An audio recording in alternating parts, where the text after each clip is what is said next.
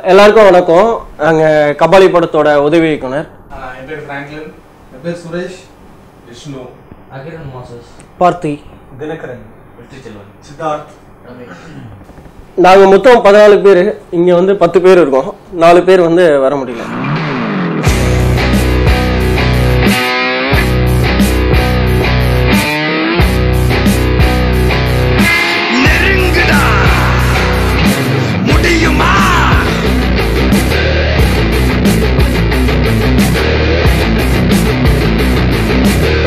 Discussion ஆரம்பிக்கும் போது வந்து எல்லாருமே வந்து முழு சுதந்திரத்தோட வந்து எல்லாருடைய கருத்துக்களும் இங்கே வந்து பேசிகிட்டு இருப்பாங்க. ரஞ்சித்துக்கு வந்து அவ்வளோ சுதந்திரம் கொடுத்துருப்பாப்புல எல்லாருக்குமே. ஒவ்வொரு தடவையும் வந்து நாங்கள் வந்து எங்களுக்குள்ளே நாங்கள் எல்லாமே பேசி ரஞ்சித்துக்கிட்ட வந்து ஒரு ஸ்கிரிப்ட் ஒன்லைனை வந்து நாங்களும் வந்து கொடுப்போம். ரஞ்சித்தை வந்து ஃபுல்லாகவே வந்து பார்த்துட்டு அதில் தேவையானதெல்லாம் திரும்ப அவர் வந்து ஆட் பண்ணிகிட்டே இருப்பார். இப்படியே தான் வந்து ஒரு விஷயமாக வந்து ஆட் ஆகி இந்த படத்தோட ஸ்கிரிப்ட் முழுசாக உருவாச்சு. இது பல தடவை நாங்கள் இது வந்து பேசியிருக்கோம். எங்களுக்குள்ள பயங்கர ஆர்குமெண்ட் நடந்திருக்கு. டைரக்டருக்கும் எங்களுக்கும் வந்து பயங்கரமாக ஒரு ஆர்குமெண்ட்லாம் நடந்துலாம் நாங்கள் வந்து ஃபைனலாக இது வந்து ஃபிக்ஸ் பண்ணி ஷூட்டிங் கிளம்பணும். அது மட்டும் இல்லாமல் வந்து ஒரு குறிப்பிட்ட சீக்கிரமாகவே வந்து ஒரு ஷூட்டிங் போக வேண்டிய சூழ்நிலை இருந்தது. ஏன்னா ரஜினி சாரோட அவங்க டேட்டு மற்ற ஆர்டிஸ்ட் எல்லாமே பெரிய பெரிய ஆர்டிஸ்ட்டுங்க. அந்த டைமுக்குள்ளே வந்து இதை முடிக்கணும் அப்படின்றதுனால வந்து நாங்கள் கொஞ்சம் சீக்கிரமாக எல்லாத்தையுமே வேலைகளை வந்து எல்லாம் பண்ண ஆரம்பித்தோம். இவர் வந்து இவன் வந்து என்னடா டிபார்ட்மெண்ட்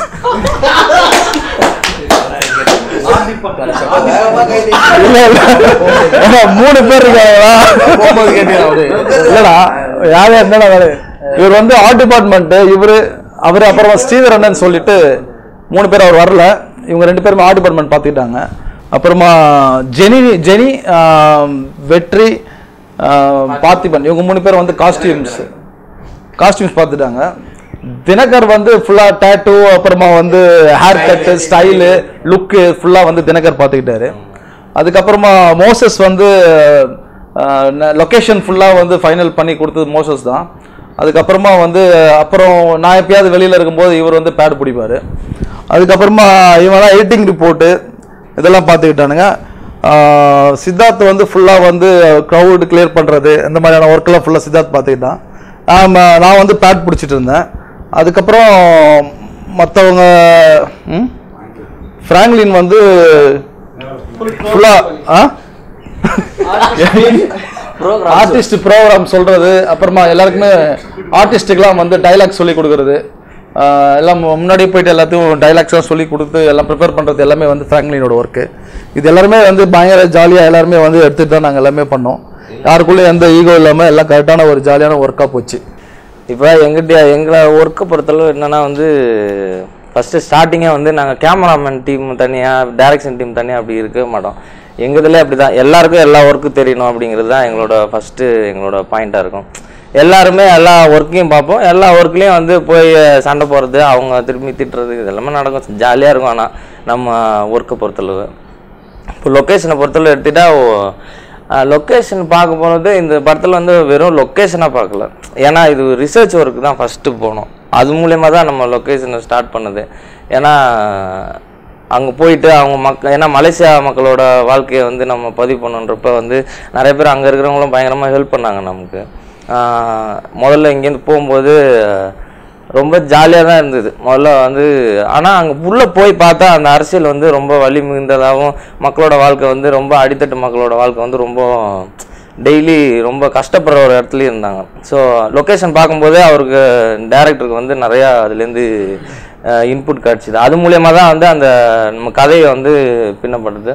அதுக்கப்புறம் அங்கேருந்து நவீன், அப்புறம் வந்து அங்கே இருந்த ஒரு ஸ்கூலு, இவங்களாம் வந்து நமக்கு நிறையா ஹெல்ப் பண்ணாங்க. அவங்க இன்புட்லாம் அந்த படத்தில் ரொம்ப முக்கியமான ஒரு பங்காக இருக்குது. மற்றது நம்ம சொல்லணுமா? இப்போ என்ன வேறு என்ன சொல்ல. இப்போ அங்கே நாங்கள் போகும்போது ஃபஸ்ட்டு பார்க்கும்போது வந்து அங்கே ஆக்சுவலாக என்னென்னா ஒரு நாடே வந்து பனை தோட்டமாக இருந்தால் எப்படி இருக்கும், அதுவே ஆச்சரியமாக இருக்கும். நீங்கள் ஃப்ளைட்லேருந்து இறங்கும்போதே வந்து ஒன்றுமே இருக்காது, வேறு எந்த மரமும் இருக்காது, வெறும் பனை மரம் மட்டும்தான் இருக்கும். ஃபுல்லாமே அது பனை மரம் காடுகள் மட்டும்தான் இருக்கும். நம்ம பார்க்கும்போது சரி, உள்ளே போகும்போது சரி, அவ்வளோ ஒரு ஹீட்டான ஒரு கண்டிஷன் தான் அது க்ரியேட் பண்ணியிருக்கோம். அதுக்குள்ளே தான் நம்ம மக்கள் வாழ்ந்துட்டு இருப்பாங்க. ஸோ அது நாங்கள் போய் பார்த்தோன்னா வந்து அங்கே போனால் நம்ம ஊருக்குள்ளே போகிற மாதிரி இருக்கும். ஒரு பொள்ளாச்சியில் வந்து தென்னந்தோப்பு இருக்கிற ஏரியாவுக்குள்ளே போகிற மாதிரி அந்த மாதிரி ஒரு ஃபீல் தான் இருக்கும். அங்கே போயிட்டு அவங்க ஒவ்வொருத்தட்டையும் கேட்கும்போது வந்து ஒருத்தர் கூட வந்து நாங்கள் தமிழன்னு சொல்லிக்கவே மாட்டாங்க. தமிழன்னா எப்படி சொல்கிறது, நாங்கள் இந்தியாவிலேருந்து வந்திருக்கோம் அப்படின்னு சொல்லிக்க மாட்டாங்க. நாங்கள் வந்து மலேசியாக்காரங்க அப்படின்னு தான் சொல்லுவாங்க. ஸோ அவங்களோட பாயிண்ட் ஆஃப் வியூவில் வந்து நாங்கள் இந்த ஊரில் இருக்கோம், இந்த நாட்டை சேர்ந்தவங்க அப்படின்னு தான் சொல்லுவாங்க. ஸோ அவங்களுக்குள்ளே இருக்கக்கூடிய அரசியல், அதுக்கப்புறம் அவங்க கூட அவங்க முன்னோர்களோட நம்ம விஷயங்கள் எல்லாத்தையுமே கலெக்ட் பண்ணி தான் அதுக்கப்புறம் அவங்கள்ட்டேருந்து எடுக்கப்பட்ட விஷயங்கள் தான் நம்ம வந்து ஸ்கிரிப்டில் அதுக்கப்புறமா வச்சோம். அது ரொம்ப ஷார்ட்டான பீரியட். இப்போ இந்த கதை ஆரம்பிக்கும் போது வந்து ரொம்ப ஷார்ட்டான பீரியடில் திடீர்னு ஃபோன் பண்ணி ஒரு நாள் டைரக்டர் வந்து ஃபோன் பண்ணி சொன்னார், இந்த மாதிரி நம்ம ரஜினி சாருக்கு பண்ணுறோம் அப்படின்னு சொன்னார். அது சொல்லி நமக்கு ரொம்ப ஷார்ட்டான பீரியடில் அந்த கதை பண்ண வேண்டிய ஒரு சூழல் ஆகி போச்சு.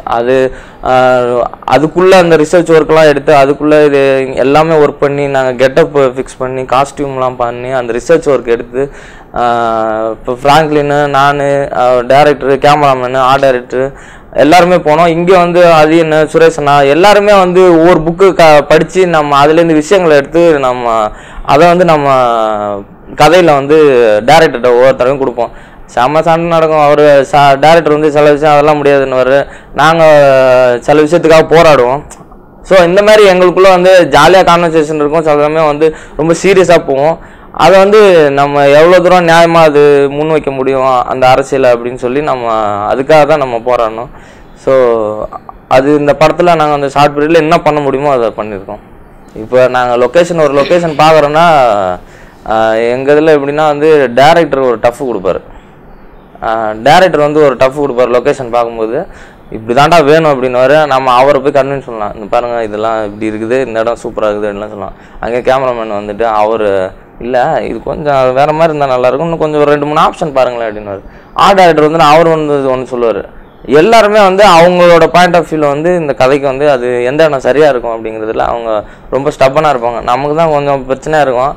அப்புறமா எங்களுக்கு வந்து ஒரே சப்போர்ட் வந்து டைரக்டர் தான், பார்த்து ஏதாவது நீங்களே சொல்கிறீங்க, அவங்க கன்வின்ஸ் பண்ணுறங்க அப்படி தான் சொல்லுவோம். அப்புறமா அவர் வந்து அதை நம்ம பண்ணிக்கலாம் அப்படின்னு வந்து அவர்கிட்ட தான் அது கடைசியாக வந்து நம்ம ஃபைனல் பண்ண விட்டுற ஸ்டேஜுக்கு போவோம். ஸோ அந்த மாதிரி தான் ஒவ்வொரு லொக்கேஷனும் நம்ம பண்ணது.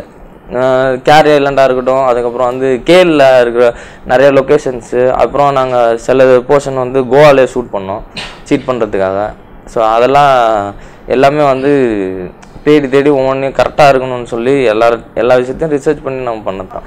அவங்க நீங்கள் எப்படி சொல்கிறது, யாரும் வந்து விவசாயம்லாம் பண்ணி நீங்கள் பார்க்கவே முடியாது, ஒன்றுமே இருக்காது. விவசாய நிலங்களே ரொம்ப கம்மி. அது இப்போது அந்த பக்கம் தான் வந்து விவசாய நிலங்கள் இருக்கிறதா சொன்னாங்க. நாங்கள் போனப்போ கூட பார்க்கல ஒரு பழ மரங்களோ ஒரு மாமரமோ. அது வந்து அவங்க தமிழர்கள் இருக்கிற வீடை ஒட்டி தான் இருக்குமே ஒழியா அந்த ஒவ்வொரு மண்ணில் இருக்கக்கூடிய ஒவ்வொரு சென்ட்டும் வந்து அவங்க பணமாக மாற்றிட்டு இருக்காங்க. அது வந்து எப்படின்னா வந்து நம்மளை மாதிரி இருக்கிற மக்களுக்கு அங்கே யூஸ் கிடையாது. அங்கே இருக்கிற முதலாளிகளுக்கு அது மிகப்பெரிய அளவில் வந்து அந்த ஒவ்வொரு சென்ட்டு மண்ணையும் வந்து அவங்க பணமாக மாற்றி அதனால் அந்த கிளைமேட் மாறுது. அங்கே வந்து மழை வந்து செயற்கை மழை நிறையா வருது அப்படின்வாங்க. எப்படின்னா வந்து அந்த பனை மரத்துலேருந்து வரக்கூடிய வெப்பத்தினால வந்து இயற்கையான மழை தடைப்பட்டு அடிக்கடி அங்கே மழை பெய்யும். ஏன்னா வந்து அது சயின்டிஃபிக்காக ஒரு ரீசன் சொல்கிறாங்க, அந்த ஹீட்னால அடிக்கடி அந்த பூமியோட ஹீட்டை தணிக்கிறதுக்காக மழை அடிக்கடி உருவாகிட்டே இருக்குமா. ஸோ அது வந்து குளிர்காலமே இல்லாமல் போயிடுச்சு. ஒரு நாட்டில் வந்து குளிர்காலமே இல்லாமல் அந்த பனை மரத்தினால போயிடுச்சு. முதல்ல ரப்பர் மரம் இருந்தப்பே கிட்டத்தட்ட கொஞ்சம் பாதியாக இருந்தது. அவங்க சொல்லுவாங்க ரப்பர் மரம் இருந்தப்பலாம் நான் கொஞ்சமாவது குளிர்ச்சி இருந்தது, இப்போ சுத்தமாக இல்லாமல் போயிடுச்சு அப்படின்னு சொல்லுவாங்க. ஸோ அது மாதிரி அங்கே நிறைய ஐலாண்ட் இருக்குது. எல்லா இடமும் வந்து பனை தோட்டங்களாக தான் நீங்கள் பார்க்கவே முடியும். காஸ்டியூம் டிபார்ட்மெண்ட் என்னன்னா ஃபர்ஸ்டே வந்து இந்த கேரக்டருக்கு இந்த மாதிரி காஸ்டியூம் கொடுக்கலாம் அப்படின்ட்டு ஐடியா பண்ணி காஸ்டியூம் டிசைனர் கிட்ட பேசி ஒவ்வொரு கேரக்டருக்கும் இந்த படத்தில் வந்து எத்தனை காஸ்டியூம் தேவைப்படுது அப்படின்னு பார்த்து அதுக்கேற்ற மாதிரி டிசைன் பண்ணி பண்ணோம். இன்னொன்று முக்கியமான என்னன்னா அவங்க யூஸ் பண்ணுற அந்த ப்ராப்ஸ், செயின், கம்பளை, பொட்டு, இந்த மாதிரி சின்ன சின்ன விஷயங்களும் வந்து மலேசியா போயிட்டு அங்கே என்ன மாதிரி பண்ணுறாங்க, என்ன மாதிரி யூஸ் பண்ணுறாங்க, அங்கே இருக்க கேங்ஸ்டர் வந்து எப்படி இருக்காங்க அப்படின்ட்டு அங்கே போய் பர்ச்சேஸ் பண்ணி நம்ம பண்ணோம். அதுக்கப்புறம் என்னென்னா நான் காஸ்டியூமில் வந்து நான், ஜெனி, வெற்றி அண்ணன், அப்புறமா தினகரன் வந்து அதை அவர் தினகரன் சொல்லுவார்ல.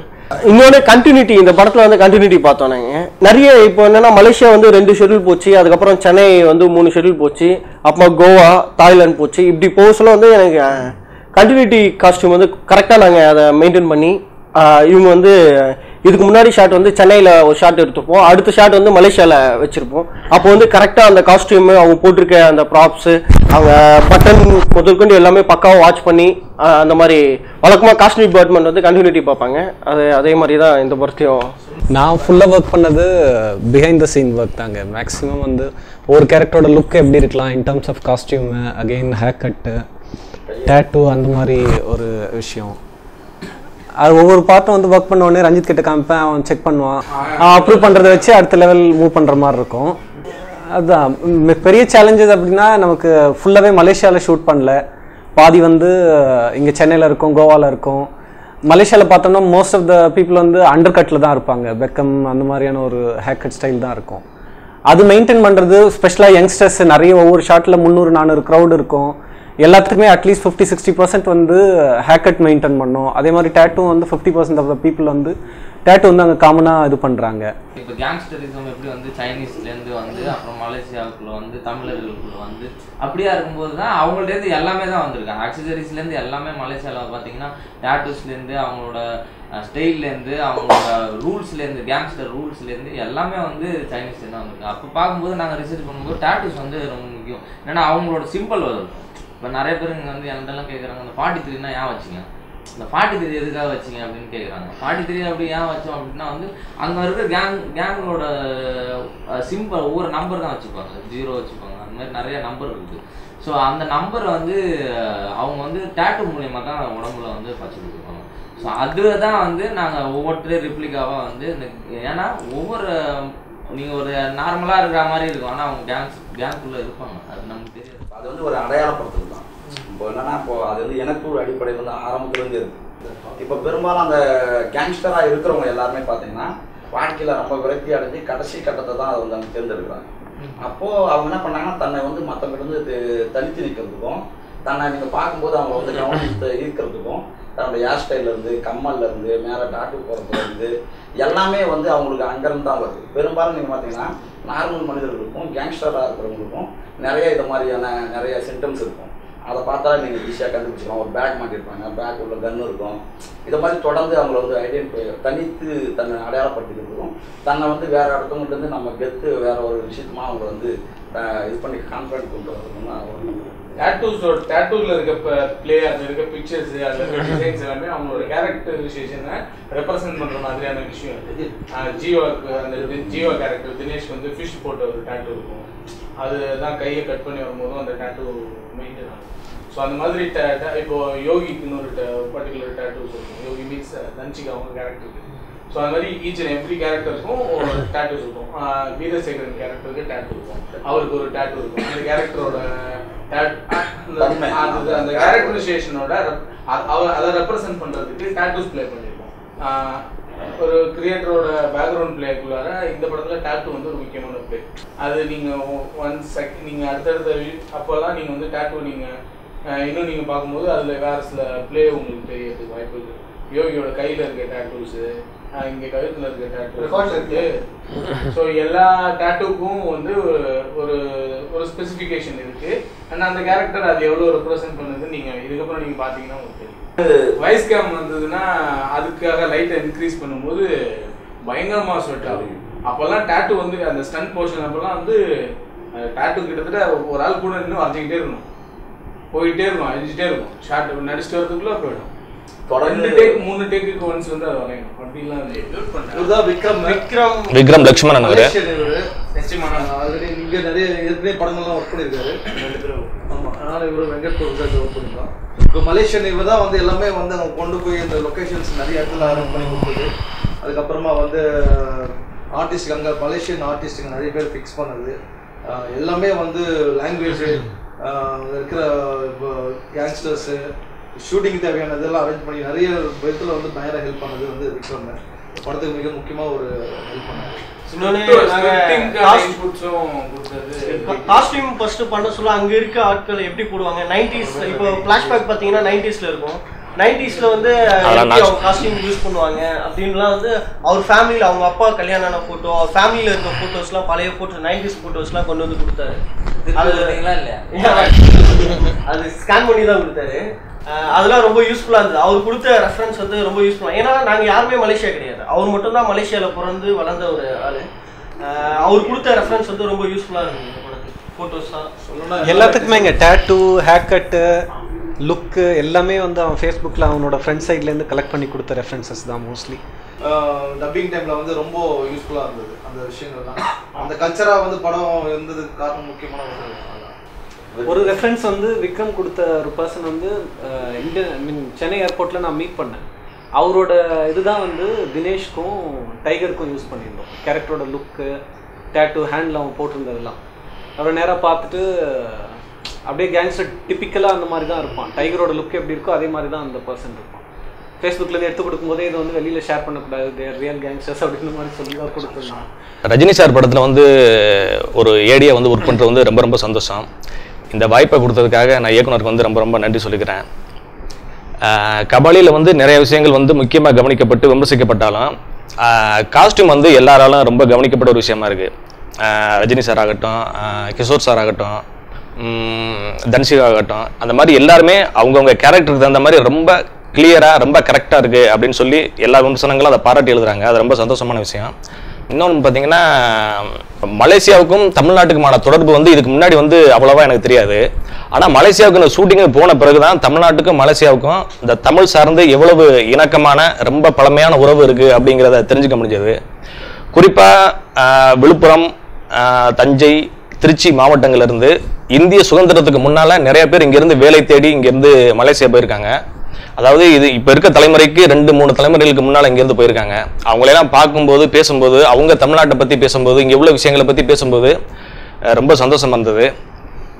குறிப்பாக நம்ம டைரக்ஷன் டீமை பொறுத்தளவு இயக்குனர் வந்து எங்கள் எல்லாருக்கும் கொடுத்துருந்த சுதந்திரம் வந்து ரொம்ப ரொம்ப, அதாவது சொல்லவே முடியாது, அவ்வளோ சுதந்திரம் கொடுத்துருந்தாரு. 13 பேர் ஈக்குவலாக தான். அதை வந்து இவர் பெரியவர், இவர் சின்னவர் அப்படிங்கலாம் கிடையாது. எல்லாரும் வந்து அவங்கவுங்க வேலையை பார்த்தாலும் சரி, அடுத்தவங்க வேலையை அவங்க எப்படி பார்க்கணும்னு சொல்லிட்டு அவர் வந்து ரொம்ப சுதந்திரம் கொடுத்து எங்களெல்லாம் பார்க்க சொல்லியிருந்தாரு. அது வந்து ரொம்ப வந்து பாராட்டுக்குரிய ஒரு விஷயம். அது முக்கியமாக சொல்ல வேண்டியது வந்து சம்டைம்ஸ் ஒர்க் பண்ணலன்னா கூட கேட்க மாட்டார். நாங்கள் அதில் ஏடி ஒர்க் பண்ணோம். அப்புறம் வந்து டிஸ்கஷன் சமயத்தில் வந்து நாங்கள் ஏடிஸ் வந்து எல்லாரும் டிஸ்கஸ் பண்ணி ஒவ்வொரு விஷயமா இம்ப்ரூவ் பண்ணும்போது எங்களுக்கு வந்து இந்த ரைட்டர் வந்து இந்த ஜேபி சாணக்கியன் ஒரு ரைட்டர் வந்து இதில் ஒர்க் பண்ணியிருக்காரு. அது வந்து எங்களுக்கு பயங்கர சப்போர்ட்டிவாக இருந்தது. இந்த விஷயம், அதாவது ஒரு ரஜினி சாருடைய படம் வந்து இந்த அளவு ஒரு ஒர்த்தபிளான படமாகவும், அதாவது அவருடைய ரசிகர்கள் மட்டும் இல்லாமல் எல்லாருமே ரசிக்கக்கூடிய ஒரு அடுத்த கட்டத்துக்கான ஒரு படமாக இருக்கிறதுக்கு வந்து எங்களுடைய அசிஸ்டன்ட் டைரக்டரும் மற்றும் அந்த ரைட்டர்ஸ் ஒர்க் பண்ணது ரொம்ப ரொம்ப சப்போர்ட்டிவாக இருந்தது. அதை வந்து நான் முக்கியமாக சொல்லணும். அதுக்கப்புறம் வந்து இதில் வந்து இந்த காஸ்டியூம்ஸ், இந்த ஆர்ட் டிபார்ட்மெண்ட், இது எல்லாமே இவ்வளவு கிளியராகவும் எல்லாரோடையும் பாராட்டக்கூடிய ஒரு விஷயமா மாறினதுக்கு வந்து விக்ரம் நம்ம ஏடியோடைய பங்கு ரொம்ப முக்கியமானது. அவர் கொடுத்த ரெஃபரன்ஸ் தான் வந்து இவ்வளவு கிளியராகவும் இவ்வளவு ப்ராப்பராகவும் அது அமைஞ்சதுக்கு ஒரு காரணம். அது வந்து விக்ரம் வந்து ஒரு முக்கியமான காரணம். மற்றபடி எல்லாருக்கும் பிடிச்ச ஒரு படமாக அது வந்திருக்கு. ரொம்ப சந்தோஷம். என் பேர் சித்தார்த். நான் ஷூட்டிங்க்கு மட்டும்தான் இந்த இதில் சேர்ந்தேன். நான் இந்த படத்துக்கு எல்லாரும் சீனியர் வந்து அவ்வளோ நல்லா பார்த்துனாங்க. ரஜினி சார் படத்தில் வந்து சான்ஸ் கிடச்சதே வந்து ஒரு பெரிய வாய்ப்பாக நினச்சிக்கிறேன் நான். இனிஷியலாக இதுதான் க்ரௌட் கண்ட்ரோல் வேலை கொடுத்த ஆரம்பித்தாங்க. க்ரௌட் கண்ட்ரோல் பண்ண ஆரம்பிச்சேன்னா இது பிகஸ்ட் சேலஞ்ச் எப்போ தெரிஞ்சிச்சுன்னா, மலேசியாவில் போகும்போது இங்கே எல்லோரும் சொல்கிற மாதிரி அவங்க தமிழங்களா இல்லை இந்தியன்ஸாக அவங்க அசோசியேட் பண்ணிக்க தெரியாமல் சினிமான்ற துறை மட்டும்தான் அவங்களுக்கு வந்து ஒரு கனெக்ஷன் இந்தியாவோட தருது அவங்களுக்கு. அதுவும் ரஜினி சார் மாதிரி அவ்வளோ பெரிய ஆள் போகும்போது அவ்வளோ இமோஷனலி சார்ஜாக அவர் தந்துருந்தார். இந்த கேரி தீவில் ஒரு வாட்டி போகும்போது நானும் இவரும் ஒரு வாட்டி க்ரௌட் கண்ட்ரோல் போகும்போது அங்கே நடந்த ஒரு இன்ட்ரெஸ்டிங் மேட்ரு வந்து அங்கே அவ்வளோ சார்ஜாக இருந்தவங்க வந்துட்டு ஒரு நாள் வந்து தள்ளு அப்படின்னு ஷார்ட் வைக்கும்போது தள்ள சொல்லும்போது அவங்க வந்துட்டு ஒன்றெல்லாம் மதிக்க முடியாதுங்க, ரஜினி சார் வந்திருக்காரு பார்க்கறதுக்கு, நீ தள்ளிப்போ அப்படின்ட்டு கிட்டத்தட்ட லத்திலாம் எடுத்து வந்து அடிகளை கிட்ட வந்துட்டாங்க. அவங்ககிட்ட நம்ம லைக் அதுதான். அதுக்கப்புறம் அந்த இன்டர்வல் பிளாக் அந்த கேஎல் டவர் வெளியில் ஷூட் பண்ணும்போது அந்த சீக்வன்ஸும் நம்ம என்ஜாய் பண்ண ஷூட் பண்ணும்போது, ஏன்னா சுற்றி வர 10,000 பேர்கிட்ட நைட் 2-3 மணி வரைக்கும் ஃபுல்லாக இருந்தாங்க. அது பார்க்கும்போது ஃபுல் எம்டியாக இருக்கும், ஆனால் சுற்றி வர அவ்வளோ பேர் இருந்தாங்க. அது ஒரு இன்ட்ரெஸ்டிங்காக இருந்துச்சு. அது தவிர தேங்க்ஸ் எல்லாருக்கும் என்னை வந்து ஆப்பர்ச்சுனிட்டி கொடுத்துங்க ரஜினி சார் படத்தில் ஒர்க் பண்ணதுக்கு. இந்த படம் வந்து பயங்கர ஹார்ட் ஒர்க்காக பண்ண படம். எல்லாருமே சொல்கிறாங்க வந்து ஏன்னா இப்படி நீங்கள்லாம் அவ்வளோ பேர் இருந்தீங்கன்னா அப்படின்றாங்க. அதெல்லாம் கிடையாது. எல்லாருமே வந்து இந்த படம் வந்து இது இந்த கண்ட்ரோலில் தான் அது வர வேண்டிய படம். அது கொஞ்சம் விளம்பரத்தால் கொஞ்சம் மாறிச்சுது. அது நம்ம கண்டிப்பாக சொல்லி ஆகணும். இது ரொம்ப வந்து கேங்ஸ்டார்னா அது ஒரு லைஃப், அவ்வளோதான். ரொம்ப கேங்ஸ்டார்னால் ஒரு நம்ம யோசிச்சு இருக்கிற மாதிரிலாம் ஒன்று கிடையாது. அதுக்குள்ள ஒரு உண்மை இருக்குன்ற அது ஒரு ரியல் ஒரு ஏஜ்டான ஒரு கேங்ஸ்டாரு. அவருக்கு என்னவா இருக்கும், அவர் என்ன பண்ணுவார் இந்த வயசில், அதுன்றது மட்டும் தான் நாங்கள் ஃபாலோ பண்ணோம். வேறு ஒன்றும் எதுவும் கிடையாது. ஆனால் எதிர்பார்த்தது வேறு, அது அது தெரியும் எல்லாருக்குமே. அப்புறம் பயங்கர ஹார்ட் ஒர்க்கு. இது படம் வந்து 4 லாங்குவேஜில் பண்ணோம். நைட் அண்ட் டே. நான் 1 மணி 2 மணி தான் வீட்டுக்கு போவோம், 3 மணி தான் வீட்டுக்கு போவோம், தூங்கிட்டே பைக்கில் போயிருக்கோம். எவ்வளோ நடந்திருக்கு. செம்ம ஹார்ட் ஒர்க் எல்லா ஸ்டூடெண்ட்டும் பண்ணோம். தொடர்ந்து இப்போ தான் ஃப்ரீயாக இருக்கும். ஏதோ ஒன்று பயங்கரமாக ஒரு சுனாமி அடிச்சுட்டு அந்த சைலண்ட் இருந்தால் என்னவா இருக்குமோ அந்த மாதிரி தான் இருக்குது. படம் வந்து இப்போ ஸ்டார்டிங்கில் ரஜினி சார்னு சொன்ன உடனே நம்மளாம் வாய்ப்பு கிடைக்குமான்றதெல்லாம் ஆயிடுச்சு. அது முக்கியமாக வந்து ஃப்ராங்க்லின்னு மோசஸ் இவங்க வந்து இனிமே வந்து ரொம்ப முக்கியமானவங்க. அதனால் அவங்களெல்லாம் ஒன்றுமே பண்ண முடியாது. ஆனால் நாங்கள்லாம் வந்து என்னடா இது எங்கடா ரூம் போட்டோம், எங்கடா ஹோட்டல் அப்படி தேடி அலைஞ்சு ஒவ்வொருத்தர் அசிஸ்டன்ட் நம்புறோன்னே ஆல்ரெடி எல்லாம் அங்கே இருப்பாங்க. சரி அச்சு புச்சுன்னு உட்காந்து நம்மளுக்கு கிடைக்குமா கிடைக்காது அப்படிலாம் இருந்து பயங்கரமான ஒர்க் பண்ணியிருக்கோம். ரொம்ப சந்தோஷமாக இருக்குது இந்த படம் வந்து இவ்வளோ தூரம் வந்திருக்கு. வேலை வந்து எல்லாருமே பகிர்ந்து தான் செஞ்சோம். எல்லா வேலையுமே யாருக்குள்ளேயுமே போட்டி கிடையாது. ஆனால் என்ன போட்டின்னா யார் இந்த வேலையை செய்வா அப்படின்னு போட்டி போட்டு தான் செஞ்சோம். வேறு ஒன்றுமே இல்லை. ஆனால் பயங்கர ஒர்க் பண்ணியிருக்கோம் எல்லாமே. யாருமே வந்து 6 மணிக்கு போய் ஸ்பாட்டில் இறங்கணும்னா முட்டிலாம் வலிக்கும். சில பேர் வந்து சாப்பிடாமலாம் வேலை செய்வாங்க. 2 மணிக்கு 2 மணி வரைக்கும்லாம் வேலை செஞ்சுருக்கான். அதெல்லாம் சந்தோஷமான ஒரு விஷயம் தான் அது. என்ன சொல்லணும்னா நிறைய நைட் ஷூட் போச்சு. அதுலேயும் அங்கேயும் நாங்கள் மெட்ராஸில் ஒர்க் பண்ண மாதிரி வேறு நாட்டிலாம் போயிட்டு அதே மாதிரி 2 மணி 3 மணிக்கு போவோம். ரூமுக்கு போவோம், படுப்போம். உடனே மறுபடியும் 4 மணிக்கு மறுபடியும் எழுந்துக்கணும். அது ஷூட்டிங்னாவே அதுதான். அது எல்லாருக்குமே தெரியும். சினிமாவில் அவ்வளோ ஹார்ட் ஒர்க் பண்ணியிருக்கோம். அதில் காஸ்டியூமு இதெல்லாம் வந்து அவங்களுக்கான டெக்னீஷியன்லாம் பக்காவாக நாங்கள் அப்பயே சூஸ் பண்ணோம். அதனால் நாங்கள் அதை பற்றி பேசணுன்றதே கிடையாது. அவங்க ஒர்க் அவங்க பக்காவாக பண்ணாங்க. டெக்னீஷியன் ஒர்க்கு எல்லாருக்குமே தெரியும் இதில். ஏன்னா நம்ம யார் என்னன்றது படம் ரஜினி சார் ஆரம்பித்த உடனே முதல்ல டெக்னீஷியன் பக்காவாக பிளான் பண்ணோம். அது பண்ணோம்ல, பண்ணார். நம்மலாம் கிடையாது, அவர் தான் பண்ணார் அது. ஓகேங்களா? அது அப்புறம் ஃபுட்டுலாம் வந்து என்னென்னா நம்மளுக்கு ஏன்னா உண்மையாக நம்ம சாப்பிட்ற இந்தியன் உணவு வேறு. நம்ம அங்கே போனோம்னா அது நம்மளுக்கு தான் செட் ஆகல. சில பேர் சாப்பிட்டாங்க. ஆமா, சாப்பிட்றதுல என்னங்க இருக்கு, உழைக்கிறவங்க சாப்பிட்றான். மெட்ராஸ்ல இருந்து எங்க கூட வேலை செஞ்சுருக்காரு. அவருக்கு மெட்ராஸ் ஸ்கிரிப்ட் என்னன்னு தெரியாது. குட் காய். சரி மச்சி, வேலை பார்த்துருக்கேன், வேலை செய்யல. இல்லைங்க, ஆக்சுவலாக என்னன்னா நமது நண்பர்கள் உதவி இயக்குநர்களோட மைண்டில் என்ன மைண்ட் வாய்ஸ் என்னன்னு சொன்னா, இந்த மன்னன் படத்தில் வந்து ரஜினி தலைவர் வந்து இது வேலைக்கு கூட்டின்னு போய் இன்ட்ரோடியூஸ் பண்ணுவாங்க இல்லைங்களா ஃபர்ஸ்ட் நாள். அப்போ வந்து கவுண்டமணி சார் இன்ட்ரோடியூஸ் பண்ணுவாங்க. இந்த கம்பெனியில எந்த வேலையும் செய்யாம, வேலை தெரியுமா தெரியாதான்னு தெரியாம ஒருத்தர் இருப்பான்ல, அந்த மாதிரி ஒரு கேரக்டர் இயக்குனருடைய நண்பர். அதனால படத்துல தொடர்ந்து 2வது படமா வேலை செஞ்சுட்டு இருக்கேன். ஸோ ஒரு மிக அருமையான ஒரு அனுபவம் அது கபாலியில் வேலை செஞ்சது. ஸோ மெட்ராஸுக்கும் இதுக்கும் பார்த்தீங்கன்னா, மெட்ராஸ் வந்து ஒரே ஒரு ரியல் லொக்கேஷன்ஸ் தான் எல்லாமே. அது சின்ன சின்ன வீடுங்க, அந்த காலனி, ரொம்ப சன்ரைஸ் கால் ஷீட்டு, நிறைய நைட் கால் ஷீட்ஸு. அதுக்கு அப்படியே ஆப்போசிட் அது பார்த்தீங்கன்னா நல்ல செட்டுங்க, பிரம்மாண்டமான செட்டுங்க. இது ரியல் லொக்கேஷன்ஸ், என்னது பார்க் ஷெல்டனு, மெரிடியன், இந்த மாதிரி நல்ல நல்ல locations. So very happy experience இது. ஸோ தலைவர் கூட வேலை செய்கிறது obviously it's a life time opportunity, dream come true. In fact it's not a dream also. இல்லை, ஆப்வியஸ்லி நாங்கள்லாம் எதிர்பார்க்கல, நினச்சி கூட பார்க்கல. ஸோ இது ஒரு உன்னதமான அனுபவம். இந்த அனுபவம் வாழ்க்கைக்கும் மறக்க முடியாது. இது வந்து நான் தொடர்ந்து பல தலைமுறைகளுக்கு சொல்லலாம், இப்படிப்பட்ட ஒரு அனுபவம் இது. இந்த வாய்ப்பளித்த இயக்குனருக்கு எல்லார் சார்பாகவும் என்னுடைய நன்றிகள் நான் தெரிவிச்சுக்கிறேன். ஸோ எல்லா புகழும் ரஞ்சித் மற்றும் தலைவருக்கே. இல்லைண்ணா, இப்போ நான் என் பேர் அதியன். நான் பார்த்த டிபார்ட்மெண்ட் வந்து ஆர்ட் டிபார்ட்மெண்ட். இதில் என்னென்னா நிறையா சவாலாக இருந்தது எங்களுக்கு. ஏன்னா இது வந்து 4 location, Thailand, Malaysia, Goa, Chennai. இப்போ 4 இடத்துமே வந்து கண்டினியூட்டி வந்து கார் வந்து எங்களுக்கு ஒரு பெரும் பிரச்சனையாக இருந்தது. ஒரே கார் தான் வந்து 25 வருஷத்துக்கு முன்னே காட்டினோம், அதே கார் தான் இப்போவும் காட்டணும். அப்போ புதுசாக காட்டணும், இப்போ 2வது வந்து கொஞ்சம் ஓல்டு டைப்பில் காட்டணும். இது வந்து தாய்லாந்தும் கொண்டு போகணும் இதே காரை, மலேசியாவிலையும் பிடிக்கணும், கோவாலையும் பிடிக்கணும், இங்கேயும் பிடிக்கணும். வந்து ரொம்ப சிக்கலாக இருந்தது. 2வது வந்து செட்டு எல்லாமே வந்து பெரிய பெரிய செட்டாக இருந்தது. இந்த எல்லா செட்டுமே வந்து இப்போது படம் பார்த்த மலேசியாவில் இருக்கிறவங்க யாருமே இது வந்து செட்டு போட்டதுன்னு கண்டே பிடிக்க முடியாத அளவுக்கு ஒரு சூப்பரான ஒரு செட்டாகவும் அதுக்கான ப்ராப்பர்ட்டிஸ்லேருந்து சின்ன சின்ன நுணுக்கமான சில விஷயங்களை வந்து நாங்கள் தொடர்ந்து எல்லா இடங்களும் கண்டினியூட்டி மாறாமல் யாரும் கண்டுபிடிக்க முடியாமல் ஜம்ப் இல்லாமல் கொண்டு போகிறது ஒரு சவாலாக இருந்தது. அதுக்கு அடுத்தது வந்து பேக்ரவுண்டு வந்து அந்த தலைவர்கள் ஃபோட்டோஸ்லேருந்து கொடியிலேருந்து பின்னால் ஒற்ற ஃபோட்டோஸு குடும்ப ஃபோட்டோ அது அந்த காலகட்டத்தில் அதை ஃபாலோ பண்ணுறது இன்னும் அதிகமான சவாலாக இருந்தது. அதே மாதிரி வந்து உணவு, மலேசியன் உணவுக்கும் இந்தியாவில் இங்கே பயன்படுத்துகிற உணவும் வந்து ரொம்ப வித்தியாசமான உணவு எல்லாமே. அதை வந்து இங்கே வந்து கிட்டத்தட்ட 70 நாள் வந்து நாங்கள் வந்து சென்னையில் கோவா இந்தியாவில் ஷூட் பண்ணியிருக்கோம். எல்லாமே வந்து அதனுடைய கண்டினியூட்டி தான். ஆனால் எதுவுமே ஜம்ப் ஆகாமல் தொடர்ந்து அதே மாதிரியான உணவை கொண்டு வந்ததும் அவங்க அருந்துற குளிர்பானங்கள்லேருந்து அங்கே எல்லாமே வந்து சிகரெட்லேருந்து மதுவிலேருந்து எல்லாமே வந்து அதுக்கு இதுக்கும் கொஞ்சம் கூட வித்தியாசம் இல்லாமல் எதுவும் கண்டுபிடிக்க முடியாத அளவுக்கு நாங்கள் ஒர்க் பண்ணோம். இதுவும் ஒரு சவால். இது எல்லாமே என்னென்னா இப்போ ஆரம்ப கட்டத்தில் வந்து ஸ்கிரிப்டில் இருந்து அங்கே பயன்படுத்துகிற வார்த்தைகள்லேருந்து நிறைய தொடர்ந்து புத்தகம் படிக்கிறது மூலமாகவும் அங்கேருந்து இப்போது எல்லாமே வந்து என்னென்னா இப்போது குறிப்பாக உண்மையை சொல்லணும்னா அதிகமாக இயக்குனருக்கு பயந்ததை விட விக்ரமுக்கு பயந்தது தான் அதிகம்.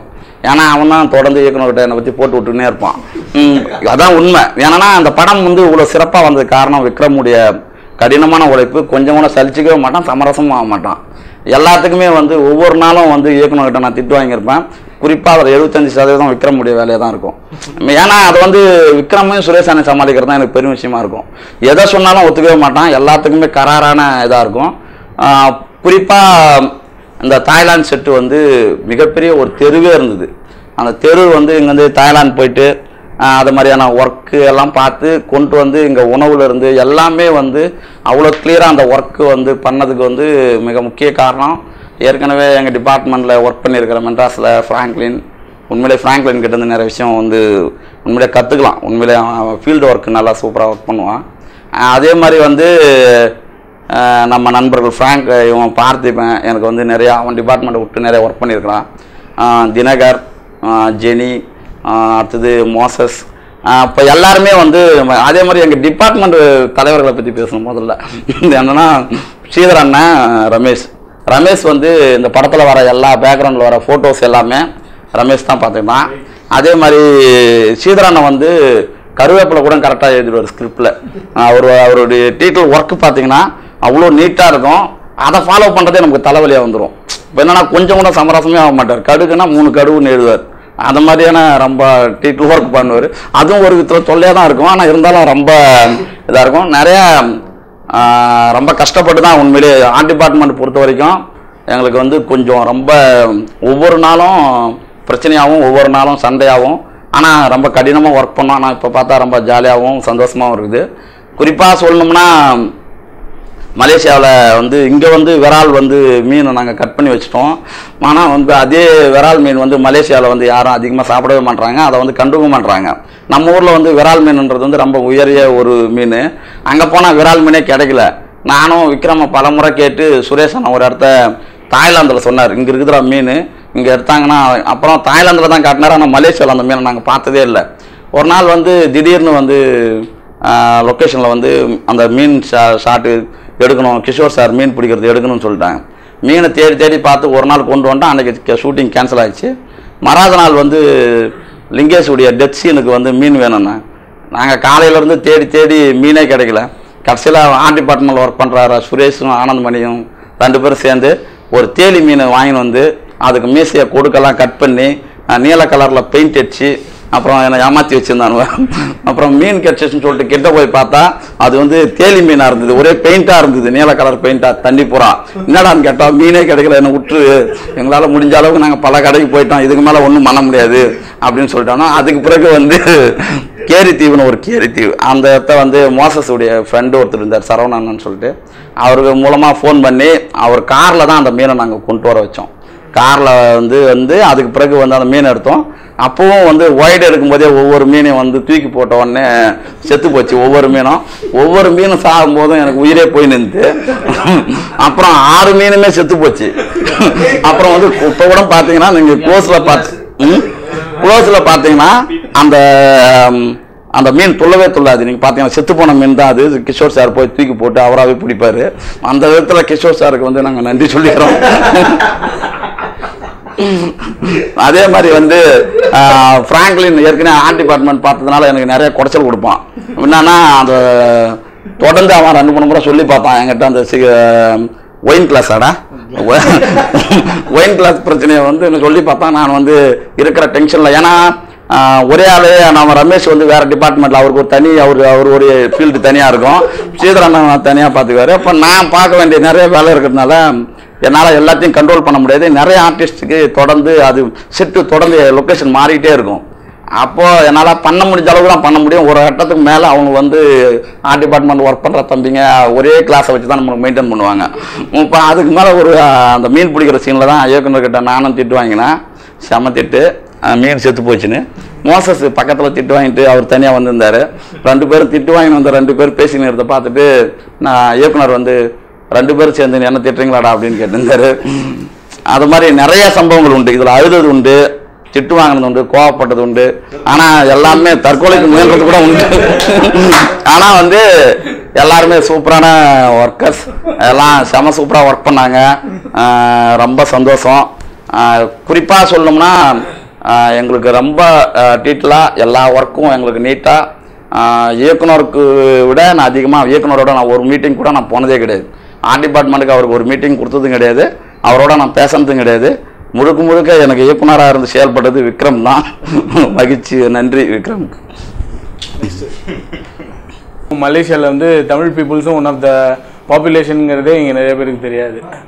இப்போ மலேசியாவை பொறுத்த வரைக்கும் 3 ரேஸ், மலேஸ், சைனீஸ் அண்ட் தமிழ்ன்ற அந்த டீட்டெயில் நிறைய பேருக்கு தெரியல. ஆனால் அந்த மாதிரியான ஒரு லைஃப் ஸ்டைல் அங்கே லீட் பண்ணிட்டு இருந்தாங்க.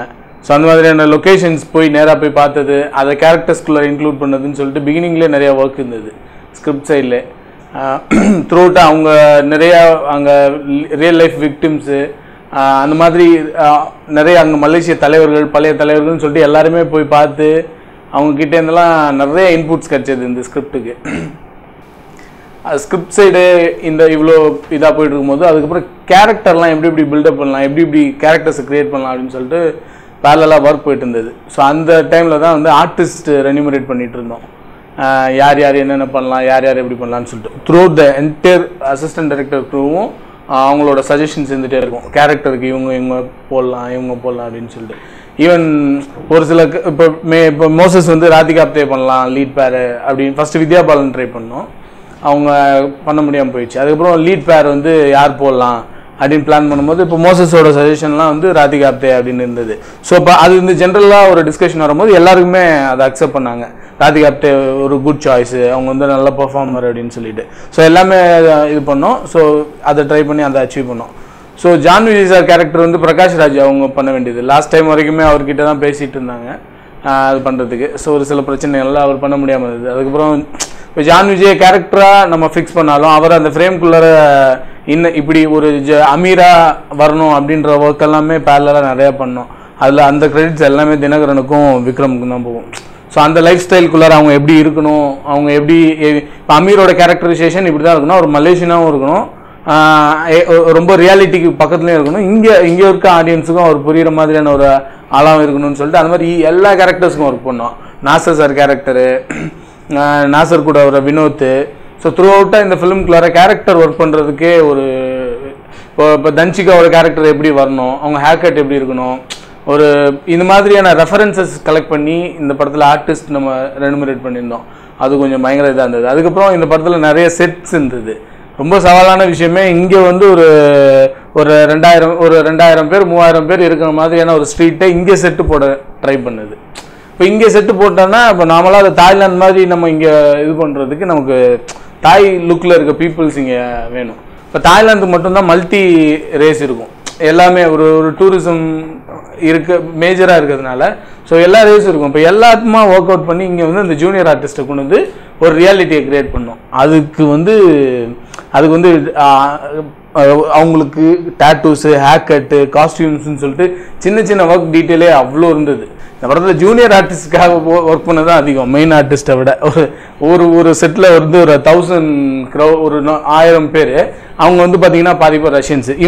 அவனுக்கு ரஷ்யன்ஸுக்கு இங்கிலீஷ் தெரியாது. அவன் க்ரௌட் கண்ட்ரோல் பண்ணுறான்னா இங்கிலீஷ்லேயும் பேச முடியாது, அவங்ககிட்ட எதுவுமே பேச முடியாது. அவங்களுக்கு ஒரு ஏஜென்ட் இருப்பான். 1000 பேரில் வந்து ஒரு 4 பேர், இந்த 4 பேரையும் கம்யூனிகேட் பண்ணி இந்த க்ரௌடை இது பண்ணணும், அவங்க நடிக்க வைக்கணும்.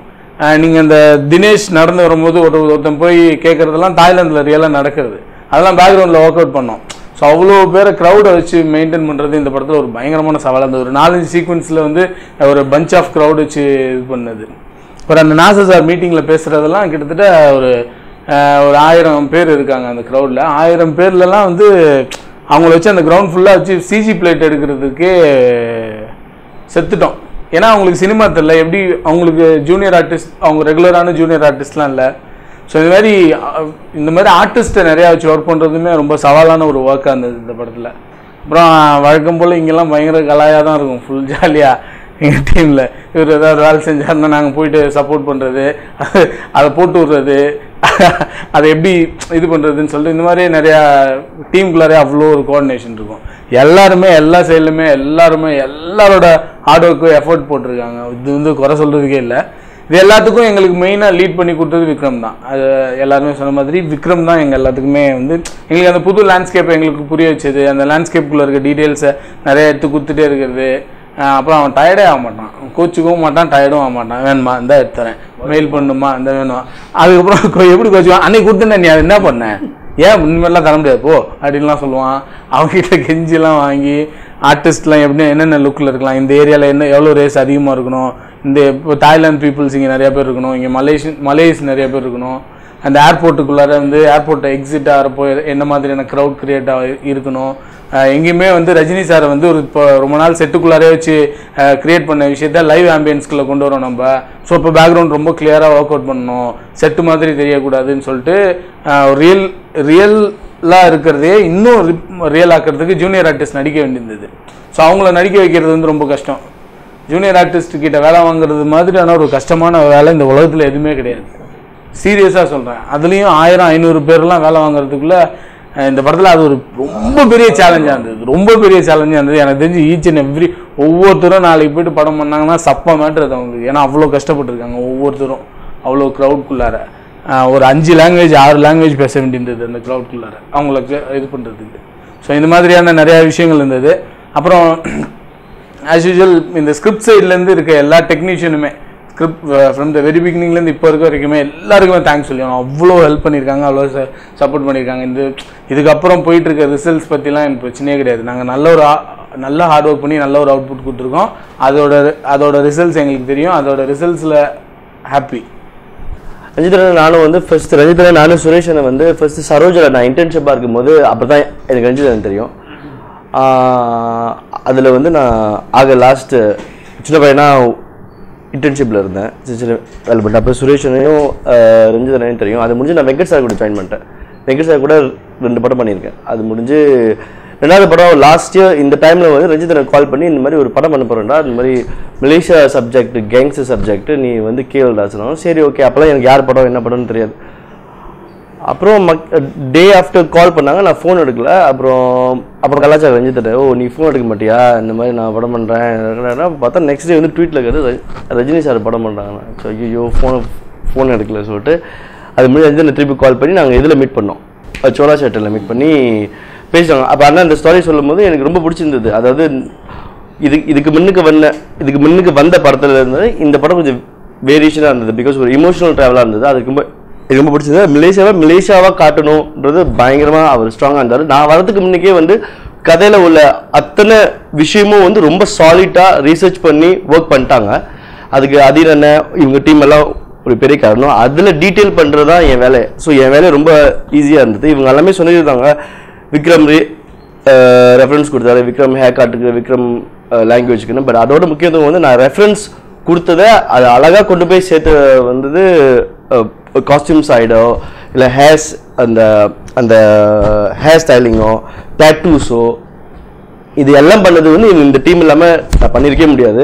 முக்கிய காரணம் வந்து இப்போ ஒரு ஷாட் வந்து நம்ம இங்கே எடுத்தோம், ஒரு 30% படத்தில் வந்து இங்கே ஷூட் பண்ணது தான். அதில் தான் எங்களுக்கு எல்லாத்துக்கும் பெரிய சேலஞ்சாக இருந்தது. அது எப்படின்னா ஒரு ஷாட்டும் சின்ன பொருட்கள் எங்களுக்கு இல்லை, திங்ஸ் இல்லை. இப்போது ஃபார் இன்ஸ்டன்ஸ் மாமாக்குன்னு அங்கே ஒரு கல்ச்சர் இருக்குது. இப்போது இங்கே சரவணபவன் எப்படியோ அங்கே அந்த கடையில் வந்து சர்டன் கப்பு கொடுப்பாங்க. அந்த கப்புலாம் வந்து மலேசியாவிலேருந்து வாங்கிட்டு வந்து அந்த ஷார்ட்குள்ளே வச்சு அதை சீட் பண்ணியிருக்கோம். சின்ன விஷயங்கள் இது வந்து மேபி இங்கொள்ளவங்களுக்கு தெரியும் இது இந்தியாவில். ஆனால் மலேசியாவில் வந்து அவங்களுக்கு தெரியல. இது வந்து படம் முழுக்க அங்கே ஷூட் பண்ண மாதிரி தான் இருக்கும். இதுக்கெல்லாம் முக்கிய காரணம் சின்ன சின்ன விஷயம். இந்த தங்காய் அங்கே உள்ள கேங்ஸஸோ இல்லை ஒரு ஒரு என்ன சொல்லுவாங்க, ஒரு கேங்ஸஸ் வச்சுக்கோங்களேன், ஒரு செயின் போட்டிருப்பாங்க. அது வந்து தாய்லாண்டில் போய் ப்ரே பண்ணி அதுக்கான பூஜைலாம் பண்ணி போடுற செயின். அதில் அந்த அளவுக்கு டீட்டெயில் பண்ண விஷயம்லாம் வந்து ஃப்ராங்க்லின் போனான். ஃப்ராங்க்லின் அங்கே போகும்போது நான் சொன்னேன் இந்த மாதிரி விஷயம் இருக்குல்ல, இந்த மாதிரி வாங்கிட்டு வாடான்னு. ஸோ இவங்க எல்லாமே வந்து இந்த எந்த விஷயமும் என்னால் கரெக்டாக பண்ணியிருக்கவே முடியாது. அதுக்கு ரஞ்சித் அண்ணனுக்கும் ரொம்ப ரொம்ப தேங்க்ஸ். எனக்கு பிகாஸ் ஃபுல் ஃப்ரீடம் கொடுத்தாங்க. நீ இது ஃபுல்லாக என்னென்ன பண்ணியோ, ஒரு ஷார்ட்டில் வந்துச்சுன்னா அந்த ஷார்ட் வந்து மலேசியா மாதிரி இருக்கணும், அதுக்கு நீ என்ன பண்ணியோ அது பண்ணிக்கோன்னு இவங்க எல்லாமே பயங்கர சப்போர்ட் பண்ணியிருந்தாங்க. வேலை செய்யறதுல கண்டிப்பாக ஜாலியாக தான் இருக்கும். பிகாஸ் எனக்கு ஃபர்ஸ்ட்டு ரொம்ப கொஞ்சம் பயம் இல்லை, கொஞ்சம் புது ஆளுங்க இல்லையா. நான் 2 படம் வேலை செய்கிறேன். 8 வருஷம் நான் இங்கே எடுத்துட்டேன் சென்னையில். சென்னை எனக்கு நார்மலான ஒரு ஊராட்சி, இதான் ஊராட்சி இப்போது. ஆனால் எனக்கு இப்போ ரஞ்சித் எனக்கு ஜாயின் பண்ணும்போது என்ன பண்ணுறாங்க, பிகாஸ் இங்கே எனக்கு என்னோட தாட் வந்து ஆஃப்டர் மெட்ராஸ் மட்டும் பயங்கரமாக இருப்பாங்க நினைக்கிறேன். எல்லாமே பயங்கர ரைட்டர்ஸாக பயங்கரமாக இருப்பாங்க, வேலை பட்டம் ரொம்ப ஸ்ட்ரிக்டாக இருப்பாங்க அப்படிலாம் நினச்சேன். ரொம்ப பிரம்ம பயந்தேன் ஃபர்ஸ்ட் ஆஃபீஸுக்கு வரும்போது. நான் ஆஃபீஸுக்கு எங்கே உட்காந்து கூட யாருக்கும் தெரியாது. அது முடிஞ்சு வந்து ஜாலியாக தான் இருந்துச்சு. பிகாஸ் எனக்கு வெங்கட் சார் டீமில் எவ்வளோ ஃப்ரீடம் கிடைச்சோ அதே ஃப்ரீடமே எனக்கு இவங்க கொடுத்தாங்க. ஃப்ரீடம்ன்றது என்னது, நம்ம பிடிச்ச வேலையை கண்டிப்பாக ஃப்ரீடமாக தான் செஞ்சாகணும். அதுவும் ஒரு நம்மளுக்கு பிடிக்காம காலைல ஏஞ்சி மேலே ஓடி அந்த மாதிரி இருக்கவே கூடாது. அந்த மாதிரி இருந்தால் நம்ம மேலே ஒரு தப்பு நினைக்கிறேன் நான். நம்ம பிடிச்ச வேலையை ரொம்ப சந்தோஷமாக பண்ணுறது தான் ஆர்ட். அந்த வேலையை பயங்கரமாக பண்ணுறாங்க இவங்க எல்லாமே. அதை தவிர்த்து இந்த படத்தில் வந்து ரஞ்சித் அண்ணன் வந்து த மோஸ்ட், இப்போ உங்களுக்கு ரிவ்யூஸ் வந்திருக்கும் மலேசியாலேருந்து. பிகாஸ் இதுக்கு முன்னுக்கு வந்த படத்தில் எந்த படத்துலையும் ரொம்ப கமர்ஷியலாக மலேசியா அது இல்லை, மலேசியா இதுதான் மலேசியா. ஐ மீன் அந்த ரேசிஸை விடுங்க, பட் தென் இவ்வளோ டீட்டெயிலாக இவ்வளோ ஆனஸ்டாக ஒரு ஆர்ட் கொடுக்குறாங்கன்னா அதுக்கு ரொம்ப தைரியம் வேணும். அந்த தைரியம் நம்ம எல்லாத்துக்கிட்டையும் இருக்குது, கண்டிப்பாக இருக்குது. ரிவ்யூவர்ஸ் 1000 சொல்லுவாங்க, அந்த அவங்களாம் 1000 சொல்லுவாங்க. பட் எங்களுக்கு முழு மகிழ்ச்சியாக இந்த படைப்பை நாங்கள் உங்ககிட்ட கொடுத்துருக்கோம். இப்போ ரிவ்யூஸ் வந்துகிட்டு இருக்கு. செகண்ட் டைம் போய் பார்க்குறாங்க, தேர்ட் டைம் போய் பார்க்குறாங்க. ஸோ அது எங்களுக்கு ரொம்ப சந்தோஷமாக இருக்குது. இதுக்கு எல்லா காரணமும் வந்து ரஞ்சித் அண்ணன் தான்.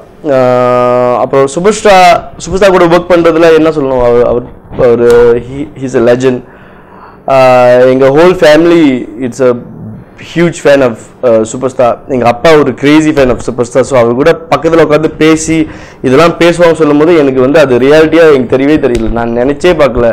நான் ஒரு 8 வருஷம் இங்கே வந்து நான் சினிமா துறையில் கலந்துக்க போகிறேன் நினச்சேன். நான் இவ்வளோ தூரம் நான் ரஜினி சார் கிட்ட ஒரு சீன் எக்ஸ்பிளைன் பண்ணுறதோ ஒரு டயலாக் எக்ஸ்பிளைன் பண்ணுறதோ அது வரைக்கும் வந்திருக்குன்னா I think it's really grateful. I'm very grateful to do what I'm doing. Thank you so much to Ranjit Anna and Superstar and everyone who worked in the team. Thank you so much. என் பேர் விஷ்ணு. இந்த படத்தில் editing report அந்த ஆள் தான். So அது editing report எழுதுறதுனால எப்பவுமே வந்து monitor பக்கத்துலேயே தான் இருப்பேன். ரஜினி சாரோட அந்த ஆக்டிங்கோ இப்போ ஜென்ரலாக சூப்பர் சார் ரைட் சார்ன்னு சொல்லி அமுச்சு விட்றதை விட்டு இப்போ வந்து அவரோட கம்ஃபர்ட் ஜோனை விட்டு வெளில வர வச்சு ஆக்டிங் வாங்க ரஞ்சித் சார் வந்து ஃபர்ஸ்ட் ஹேண்டாக பார்த்தது வந்து ரொம்ப ஒரு ஸ்பெஷலான ஒரு எக்ஸ்பீரியன்ஸு. இன்னொன்று வந்து இந்த டீம் வந்து விக்ரம் சொன்ன மாதிரி நானும் இதான் ஃபர்ஸ்ட் படம் வந்து இப்போ எல்லாத்தையும் பார்த்தோன்னா எல்லாம் என்ன ஒரு டைப்பாக இருக்கிறாங்களே சரி ரைட்டு அப்படின்னு நினச்சேன். பட் எல்லாருமே ரொம்ப டவுன் டு அர்த். ரஞ்சித் சார்லேருந்து எல்லாருமே டவுன் டு அர்த். இப்போ ஒரு ஷார்ட் எடுத்து அதை பார்த்துட்டு இருக்கோம் மானிட்டர்லன்னா பக்கத்தில் இருக்கிற எல்லாத்துட்டையுமே கேட்பார், என்னடா ஓகே நம்ம ஏதாவது ஒரு சின்ன ஒரு இன்புட் சொன்னால் கூட அதுக்கு ஒன் மோர் அவர் ரஜினி சாரே இருந்தால் கூட அதை அந்த இன்புட்டை எடுத்து அதை மதித்து அதுக்காக ஒரு ஒன் மோர் போவார். ஸோ அது எல்லாமே ரொம்ப ஸ்பெஷலாக இருந்தது எக்ஸ்பீரியன்ஸு. இப்போ ஒவ்வொரு நாளும் அடுத்த நாள் ஷூட்டிங் என்ன சீன் எடுக்க போகிறோன்றது வந்து முன்னாடியே சீன் பேப்பர் வந்து ரஜினி சாருக்கு போயிடும். ரஜினி சார் போயிட்டு மறுநாள் காலையில் வரும்போது கொஞ்சம் ப்ரிப்பேர்டாக அந்த சீனெல்லாம் படிச்சுட்டு டைலாக்ஸோடு வருவார். ஸ்பாட்டில் வந்து கொஞ்சம் சேஞ்சில் கொடுத்த சீன்ஸை அப்படியே இருக்கிற டைலாக் அப்படியே பேச மாட்டார். எவ்வளோ லென்த்தான டைலாக் இருந்தாலும் வந்து அதை அப்படியே மனப்பாடம் பண்ணி பேசாமல் அந்த கண்டென்ட்டை மிஸ் ஆகாமல் கரெக்டாக அவர் உள்ளுக்குள்ளே வாங்கிட்டு அவரோட ஃப்ளோவாக வந்து தான் பேசுவார். நான் பக்கத்தில் இருந்து பார்க்கும்போது நான் உண்மையிலே வந்து ரொம்ப பிரமிச்சிருக்கேன் அவரோட. ஏன்னா சிங்கிள் டேக்லேயே ஒரே ஃபுல் லென்த் டைலாக்கையும் ஒரே டேக்காக பேசி முடிச்சிருவார். மேக்ஸிமம் அந்த மாதிரி டைலாக்லாம் திருப்பி ஒன் மோர் போனதே கிடையாது. ஏன்னா அந்தளவுக்கு சூப்பராக ஃபஸ்ட்டே வந்து பெஸ்ட் டேக்காக இருக்கும் அது. மற்றபடி எல்லாருக்கிட்டையும் ரொம்ப ஜாலியாக கேஷுவலாக பேசுவார். ஸ்பாட்டுக்கு வந்தார்னா எல்லாருக்கிட்டையும் விஷ் பண்ணுவார். கம்பல்சரி எல்லாருமே விஷ் பண்ணுவான். ஏன்னா அவர் பயங்கர ஜாலியாக எல்லாத்தையும் கூப்பிட்டு வச்சு பேசிகிட்டு இருப்பார். 2 நாள் தான் பார்ப்பார், 3ஆவது நாள் கேட்பார் எங்கே காணோம் அப்படின்னு, மிஸ் ஆகிடும் அப்படின்ற மாதிரி அந்த மாதிரி ஒரு கேட்கக்கூடிய ஆளாக இருப்பார். அவர்கிட்ட நாங்கள் அவ்வளோ பெரிய ஆள் அப்படின்றது பக்கத்தில் கிட்ட போகிறதுக்கு பயந்துட்டு அந்த மாதிரியான ஒரு விஷயமே தோணவே இல்லை. ரொம்ப கேஷுவலாக, ரொம்ப ஜாலியாக, ரொம்ப தெரிஞ்ச ஒரு பழகப்பட்ட ஒரு ஏற்கனவே பழகப்பட்ட ஒரு ஆள் மாதிரி நாங்கள் ரொம்ப க்ளோஸாக போய் அங்கே வந்து கிட்ட நெருங்கி பேசுகிற அளவுக்கு ரொம்ப ஃப்ரீடம் கொடுத்தாரு. நாங்கள் ரொம்ப பெருமையாக நினச்சிப்போம், நம்மளை சொல்லிட்டாரு அப்படின்னு. அங்கே போய் சொன்னோன்னு வச்சுங்களேன், எனக்கு தான் சொல்லியிருக்காரு. ஆக்டராக இருந்தாலும் அப்படி தான், எல்லாருக்குமே வந்து சொல்லுவார், வந்து இந்த சீன் சூப்பராக பண்ணிட்டீங்க, செம்மையாக பண்ணியிருக்கீங்களா அப்படின்னு சொல்லிப்பார். அவங்க போய் வேறு யார்கிட்ட கேட்குறாங்கன்னா அவருக்கும் சொல்லிருப்பார். அதாவது என்னென்னா சுற்றி இருக்கவங்க எல்லாருமே வந்து மோட்டிவேட் பண்ணிட்டே இருப்பார். அது யாரும் பண்ண மாட்டாங்க, பொதுவாக மற்ற ஆக்டர்ஸ் சொல்லும்போது பண்ண மாட்டாங்க. ஆனால் இவர் வந்து கூட இருக்கிறவங்க எல்லாருமே, அசிஸ்டன்ட் ஆக்டர் எடுத்துட்டிங்கன்னா எல்லாருமே இப்போ வேலை ஒன்றா எடுத்துக்கிட்டால் கூட ஓரமாக இருந்தால் கூட கூப்பிட்டு சொல்லுவார், நல்லா பார்த்துப்பா வேலை அப்படின்னு. அந்த மாதிரி ஏன்னா அவர் நோட் பண்ணே இருப்பார், உங்களுக்கு தெரியாது. ஆனால் அவங்களுக்கு பயங்கரமாக நோட் பண்ணுவார், நீங்கள் என்ன வேலை பார்க்குறீங்கன்றதை அவர் கரெக்டாக நோட் பண்ணுவார். நோட் பண்ணிட்டு அதை வந்து கரெக்டாக எப்போ சொல்லணுமோ சொல்லுவார், அது எங்கே சொல்லணுமோ அங்கேயும் சொல்லுவார். ஸோ அது மாதிரி வந்து ரொம்ப ஜாலியாக இருப்பார். இப்போ இந்த படத்தை பொறுத்தளவு நான் சொல்லணும்னு நினைக்கிறது என்னென்னா, இந்த படம் பயங்கரமாக ஒர்க் பண்ணோம், எல்லாம் ரிசர்ச் பண்ணோம், எல்லாருமே கஷ்டப்பட்டோம் எல்லாருமே. பட் ரிவ்யூஸ் வந்தோன்னா ஒரு வியூ வருதுல்ல நமக்கு, அதுதான் வந்து நாங்கள் வந்து எங்களை பயங்கரமாக வந்து ஃபஸ்ட்டு 2 நாள்லாம் வந்து பயங்கரம் கொஞ்சம் மூட் அவுட்டாக தான் இருந்தோம். உண்மையை தான் அது என்னென்னா, இந்த படத்துக்கு நியாயமாக ரஞ்சித் சார் மாதிரி வேறு யாருமே வந்து யோசிச்சிருக்க முடியாது. இதுக்கு முன்னாடி எல்லோரும் மலேசியாவை பார்த்த விஷயங்களும், நம்ம மலேசியாவை இதுக்கு முன்னாடி என்னவா யோசிச்சுன்னு இருந்தோமோ, மற்ற படங்கள் திரைப்படங்கள் என்னவா யூஸ் பண்ணிருந்தாங்களோ அதை வந்து அவர் பண்ண நினைக்கல. அது வந்து சில பேருக்கு வந்து, நிறைய பேருக்கு வந்து பொதுவான கமர்ஷியல் படங்களை நோக்கி அவங்க தியேட்டருக்கு போகும்போது அது பயங்கர ஏமாற்றமாக தான் இருந்திருக்கும். நாங்கள் இது ரொம்ப மிகப்பெரிய படிப்பினையாக தான் எங்களுக்கு இருக்குது. ஆனால் நாங்கள் வந்து ஒவ்வொருத்தரும் அந்த மக்களோட வலியை புரிஞ்சு தான் ஒரு படத்துக்கு நாங்கள் வந்து பயங்கரமாக ஒவ்வொரு விஷயமும் ரிசர்ச் பண்ணதே. இல்லைனா நம்ம ஏதாவது ஒரு கமர்ஷியல் படம் பண்ணிட்டு போயிருக்கலாம், ரொம்ப ஈஸியாக வந்து ரொம்ப எல்லாருக்கும் வந்து பயங்கரமாக எல்லாரும் குதூகலிக்கிற மாதிரி ஒரு படத்தை பண்ணியிருக்கலாம். ஆனால் பட் நம்ம அது யோசிக்கவே இல்லை. ஏன்னா எல்லா ரிவ்யூஸுமே அப்படி தான் இருக்குது, பயங்கரமாக கல் அவுட்டுற மாதிரி சில பேரெல்லாம் பண்ணுறாங்க. பட் அதை பற்றிலாம் கவலை இல்லை. ஏன்னா இது வந்து ஒரு வலியோடு சொல்லும்போது எல்லாருக்கும் பிடிக்குமான்றதே தெரியாது. ஸோ அதனால் அந்த ரிவ்யூஸை பற்றி கட்டமாக பேசினேன், அதுக்காக தான். ஸோ ஆனால் அதுலேருந்து நிறைய நாங்கள் கற்றுக்கிட்டோம். உண்மையாக சொல்லணும்னா எங்கள் சைடு எல்லாமே சரின்னு நாங்கள் சொல்ல முடியாது. எங்களுக்கு தெரியாத சில தவறுகளும் வந்து நாங்கள் அதை சரி பண்ணுறதுக்கான ஒரு ஸ்டாண்டப்போ இருக்குது எங்கள்கிட்ட. அதை நாங்கள் கட்டாயமாக அதை நாங்கள் ஃப்யூச்சரில் எங்களோட படத்துலேயும் சரி, நாங்கள் படத்துலேயும் கட்டாயமாக நாங்கள் செய்வோம். ரவுண்ட் த கிளாக் மெசேஜஸ் வந்துட்டே இருக்கு. ஃபேஸ்புக் ஆன் பண்ணாலே இல்லை, வாட்ஸ்அப் மெசேஜ் எல்லாத்துலேயும் பயங்கரமாக மெசேஜஸ் வந்துட்டு across the globe, not just here, local எல்லா ஊர்லேருந்தும், from US to Malaysia, Singapore எல்லாம் இங்கே. ஸோ எல்லாருக்கும் நன்றி, மிகப்பெரிய நன்றி. இந்த படத்தை வந்து மிகப்பெரிய அளவில் ரிசீவ் பண்ணதுக்கு, ஏற்றுக்கிட்டதுக்கு. Second time, third time, fourth time watch பண்ணியிருக்கேன் அப்படின்றாங்க. ஸோ அவங்க எல்லாருக்கும் மிகப்பெரிய ஒரு நன்றி. கரெக்டாக எடுத்துருக்காங்க, கரெக்டாக புரிஞ்சுக்கிட்டாங்க படத்தை. ஸோ மிக்க நன்றி அவங்களுக்கு. நம்மளாம் வந்து ரொம்ப எங்கேயோ ரொம்ப அப்படின்னா ரொம்ப சின்ன வயசு, நம்மளுக்குலாம் ரொம்ப உயர்ந்த மனுஷர் அவர். பயங்கரமாக ஹார்ட் ஒர்க். ஏன்னா இந்த வயசில் கூட நம்மளாலாம் முடியுமாலாம் அப்படிலாம் சொல்லவே முடியாது. கேரவானில் அவர் மாதிரி நாங்கள் எதனா ஒன்று ரெடி பண்ணிகிட்டு இருப்போம், உடனே வந்து நின்றுவார் அவர், என்ன ரெடி ஆகல அப்படின்ட்டுவார். டக்குனு நான் ரெடி பண்ணுவோம். அவர் செம்ம ஸ்பீடு. அவர் எப்படி அவர் நம்ம லைஃப்பில் எப்படி பார்த்தோமோ அதே மாதிரி ஸ்பீடு. அவர் ஒரு கால் ஷீட் கொடுத்தா இந்த நாட்களில் முடிச்சிடணும். டப்பிங்லாம் செம்ம ஸ்பீடாக முடிச்சுட்டு போய்ட்டு ஒரு நாள் முன்னே அவர் எவ்வளோ சீக்கிரம் முடிக்கணும்னு நினைக்கிறான்றது வந்து நம்மளால் கெஸ் பண்ணவே முடியாது. அவர் ஸ்பீடுக்கு தான் நம்ம இருக்கணும். செம்ம ஹார்ட் ஒர்க். அவர் வந்து இதுக்கான என்ன பிரச்சனை அதை மட்டும் சொல்லணும். அவருக்கு நிற்கவே கூடாது, ஒரு டைம் வேஸ்ட் ஆகக்கூடாது. பயங்கர ப்ரொடியூசருக்கு சார்பில் தான் அவர் எல்லாமே பார்ப்பார். இவ்வளோ காசு கொடுத்துருக்காங்க, நம்ம இவ்வளோ பண்ணுறோம், இது வந்து அவங்களுக்கு வந்து நல்ல ஒரு லாபமாக தான் இருக்கணும், எதுலேயுமே டைம் வேஸ்ட் பண்ணக்கூடாது அப்படின்னு இந்த டைமில் வரைக்கும் அவர் எவ்வளோ பெரிய ஸ்டாரு, அவர் இந்த டைமில் கூட அவங்கள பற்றி தான் யோசிப்பார். அது வந்து ஒரு ஆக்டராக வந்து சூப்பரான ஒரு விஷயம். அது டைம் வேஸ்ட் பண்ணக்கூடாதுன்றது அவர் முக்கியமாக இருப்பார். செம்ம ஆக்டர் அவர். அதெல்லாம் வந்து நம்ம வந்து சும்மா இப்படி ஸ்டைலாக போகிற பேசணும். அவர் ஒரு சீனை கொடுத்துட்டா அது என்ன எதார்த்தன்றது நம்மளை தாண்டி, நம்ம டேரக்டராக வந்து ஒரு சீன் எழுதி இப்படி தான் நடக்கும், இப்படி தான் பேசுவாங்க அப்படின்னா அவர் அதையும் தாண்டி இன்னும் கொஞ்சம் சூப்பராக பண்ணியிருப்பார். அதெல்லாம் பார்த்தோன்னா ரொம்ப அருமையாக இருக்கும். அந்த இடத்துல வந்து கோவாவில் வந்து ஒரு வீட்டில் அவங்க ஒய்ஃபை பற்றி பேசுறதுலாம் வந்து சான்ஸே இல்லை. அவர் இந்த மாதிரிலாம் அவர் நடிப்பார்னா முழு மரம் பார்த்துருக்கோம். அந்த டைமில் அவரெல்லாம் ஒரு கதையாக ரீதியை பயங்கரமாக பண்ணியிருப்பார். அவர் இப்போ இடையில வந்து பயங்கர மாசாக வந்துகிட்டே இருந்தார். மறுபடியும் அந்த இடத்துல வந்து நின்று சூப்பராக பண்ணியிருந்தார். அவர் ரொம்ப யதார்த்தமான மனுஷன். அவர் கேரவான் உள்ளே போய் திடீர்னு ஒரு நாள் உள்ளே போனோம். நம்ம மெட்ராஸ்லாம் பார்த்துறோம். அவங்க சும்மா ஒரு ஹீரோயின் ஆக்டர்லாம் பார்த்தீங்கன்னா நிறைய ஃபுட்ஸ்லாம் நிறைய சாப்பிட்ருப்பாங்க. இவங்களுக்கு பார்த்தோன்னா இவருக்கு மட்டும் ஒரு சிலுவர் தட்டு, சிலுவர் கரண்டி, சாம்பார் சாதம், முருங்காய் குழம்பு இந்த மாதிரி தான் இருக்கும். ரொம்பலாம் இல்லை. என்னடா இது இப்படி நான் வந்துட்டேன் பார்த்துட்டு இவ்வளோ பெரிய ஆள் அப்படின்னு.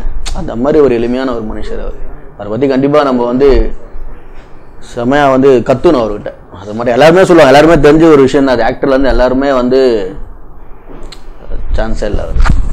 ஓகே, ரஜினி சார் பற்றி சொல்கிறது அப்படின்னா நான் ஒரு 2-3 டைம்ஸ் ஹாய் சொல்லியிருக்கேன், பார்த்து சிரிச்சிருக்காரு, சொல்லியிருக்காருங்க திருப்பி. மற்றபடி அவரோட க்ளோஸராக இன்ட்ராக்ட் பண்ணதில்லை. நான் ரொம்ப அட்மையர் பண்ணுற ஒரு விஷயம் அப்படின்னா 35-40 இயர்ஸாக இருக்காங்க. இப்போ வரலாம் he has this urge.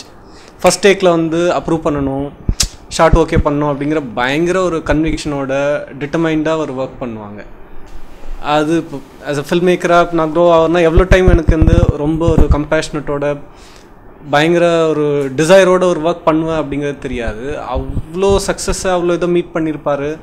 Still he respects any new director.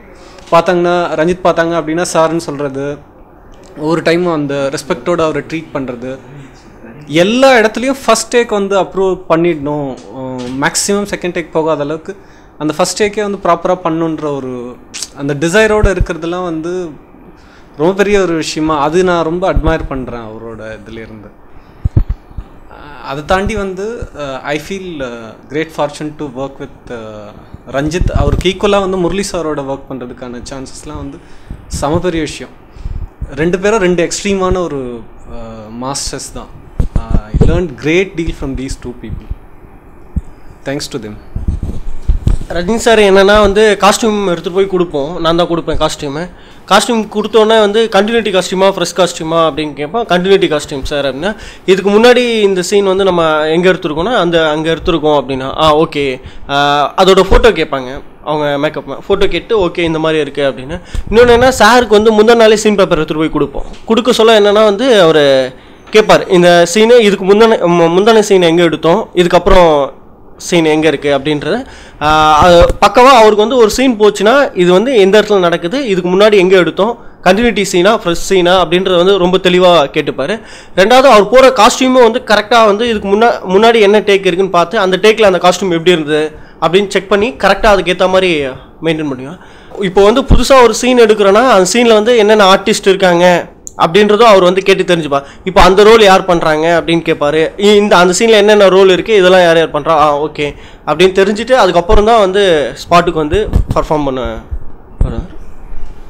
Rajini சார்கிட்ட ஒரு ஸ்பெஷலான ஒரு மேட்ரு என்னென்னா, அவர்கிட்ட நீங்கள் போய் எதை பற்றி பேசினாலும் அதை பற்றி அவர் ஏற்கனவே ஒரு 1000 தடவை கேட்டுக்கலாம். யார்கிட்டேருந்தோம் ஃபஸ்ட்டு தடவை கேட்குற மாதிரி அப்படியாண்ணா அது ஒரு சப்ப மேட்டராக இருக்கும். பட் ஆனால் அது வந்து நம்மளுக்கு ஒரு ஸ்பெஷல் ஃபீலிங் கொடுக்கும். இப்போ இவ்வளோ பெரிய மனுஷன் வந்து நம்ம கொடுக்குறத நம்ம பேசுகிறத காது குத்து இப்படி கேட்குறாரு, கேள்வி கேட்பாரு. அதுக்கேற்ற மாதிரி சும்மா அப்படியே மட்டும் சொல்லி விட்டுற மாட்டேன். அது ஒரு இன்ட்ரெஸ்ட் காமிச்சு அதுக்கப்புறமா ஞாபகம் வச்சு அதுக்கு சம்மந்தமாக கேள்வி கேட்டு so it makes you feel special and wanted. So இந்த அவ்வளோ பெரிய ஆள் அந்த மாதிரி ஒரு ஃபீலிங் உங்களுக்கு கொடுக்குறது வந்து வாழ்நாள் மூலம் மறக்கவே முடியாது. ஸோ அது ரொம்ப ஒரு ஸ்பெஷலான விஷயம். நான் ஆர்ட் டிபார்ட்மெண்ட் பார்த்ததுனால அவரோட அதிகமாக பழக்கமே இல்லை எனக்கு. பொதுவா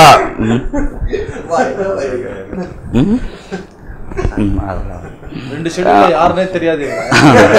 உண்மைதான் அது. ஏன்னா பெரும்பாலும் நாங்கள் வந்து ஷூட்டிங் தொடங்குறதுக்கு முன்னேவும் ஷூட்டிங் வேறு ஒரு இடத்துக்கு போயிட்டே இருப்போம். ஒரு முறை அவரோட எனக்கு பேசுறதுக்கு வாய்ப்பு கிடைச்சிது. அதுக்கு பிறகு அவரோட நான் பேசுறதுக்கு வாய்ப்பு கிடைச்சாலும் நம்ம போயிட்டே இருப்போம் வேலை விஷயமா. ஆனால் அவர் வந்து தொடர்ந்து செட்டில் வந்துட்டாருன்னா யாரெல்லாம் இதுக்கு முன்னே யாருக்கிட்டாலும் பேசினாரோ அவங்ககிட்டலாம் ஒரு வணக்கம் வச்சு அவங்கள எல்லாமே தொடர்ந்து லிங்க்ல வச்சுக்குவார். அது வந்து தொடர்ந்து இருந்தது. நான் அவர்கிட்ட பேசுறது வந்து ஒரு 2-3 முறை தான் இருக்கும். ஆனால் அவர் வந்து படம் முழுக்கவே வந்து நம்மளை பார்த்தா சிரிக்கிறதும் நாம் அவரை பார்த்தா சிரிக்கிறதும் அதை மாதிரியான ஒரு கனெக்டிவிட்டி வச்சுக்குவார். சூப்பர் ஸ்டார்ன்றது சூப்பர் ஸ்பெஷல். ஆனால் முக்கியமான விஷயம் வந்து ஃபிலிம் மேக்கர்ஸ்க்கு வந்து ஒரு செட்டுன்னு வந்துட்டா அந்த செட்டில் மூட் செட் பண்ணுவாங்க. அதில் உள்ள சீனியர்ஸ் இருப்பாங்க, டைரக்டரா இல்லை you know like the biggest will set the mood for the set the set.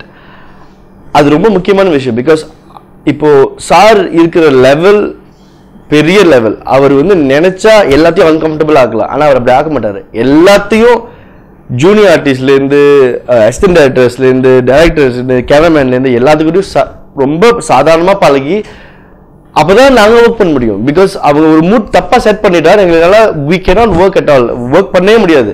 ஆனால் அதை புரிஞ்சு நடந்துக்கிறதுல அதிலே தெரியும் அவர் எவ்வளோ பெரிய ஆள்னு. அது செம்ம ஸ்பெஷல் சார். இவங்க நான் இதெல்லாம் இன்டர்வியூ பார்ப்பேன், சார் ரொம்ப ஹம்பலப்பா அப்போ நம்ம பழகும் போது தான் தெரிஞ்சது இட்ஸ் ட்ரூ திங். லைக் அவர் வந்து உண்மையாகவே அப்படி தான் இருக்காரு. ஸ்பாட் வருவார், ஸ்பாட் போயிட்டோன்னே கெராயின் போயிட்டு வெளியே வரும்போது தான் நாங்கள் கபாலியாக பார்ப்போம் அவர். அதுக்கு முன்னுக்கு வந்து சூப்பர் ஸ்டார் ரஜினிகாந்தை தான் பார்த்தோம். நார்மலாக ஒரு வேஷ்டி கட்டிட்டு உள்ளுக்கு போயிட்டு then he comes out, he sees. எனக்கு இன்னொரு முக்கியமான விஷயம் சூப்பர் ஸ்டார் கிட்ட ரொம்ப பிடிச்ச விஷயம் வந்து அவருக்கு இருக்க மாஸ்க்கு, அவருக்கு இருக்க லெவலுக்கு the whole world knows him.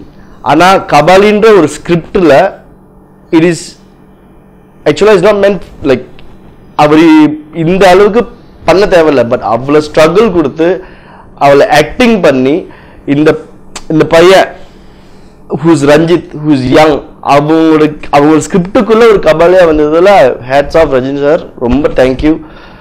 We all love you so much sir. Thank you so much for this opportunity. Thank you.